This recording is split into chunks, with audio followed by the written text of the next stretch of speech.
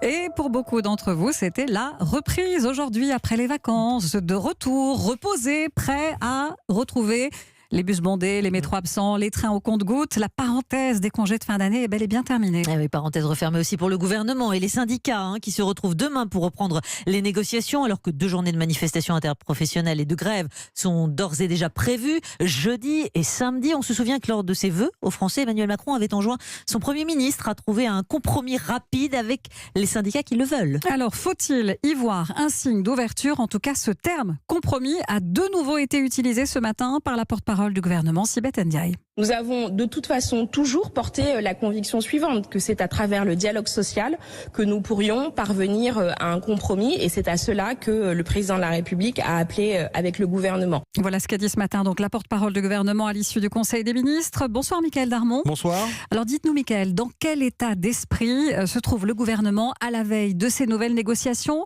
La sortie de crise est-elle à portée de main? En fait, tout se déroule selon un schéma établi depuis la fin de l'année. Le président, on s'en souvient, a donné une obligation de résultat et indiqué lors de ses vœux la direction au gouvernement, la possibilité de négocier des systèmes dérogatoires liés à des tâches pénibles, tout en maintenant donc l'intention d'inscrire une mesure d'équilibre financier du système de retraite. La CFDT, on s'en souvient, est restée silencieuse jusqu'à hier soir. Laurent Berger sur France 2 a évoqué en réponse une conférence de financement fixée à une date ultérieure. Traduire, d'accord pour les statuts dérogatoires. En échange, on parlera du financement, mais plus tard, dans une scénographie de conférence sociale qui, au fond, a déjà des allures un petit peu de tableau final. Mais est-ce que ce sera le happy end? Ça, on peut en douter, parce qu'il faudra rassurer également la base de la CFDT. Et puis, rassurer la CFDT, ça n'est pas rassurer la CGT et les syndicats qui continuent à vouloir faire grève dans les transports pour retirer le projet. À l'Élysée, de ce point de vue-là, on mise sur l'enlisement du conflit,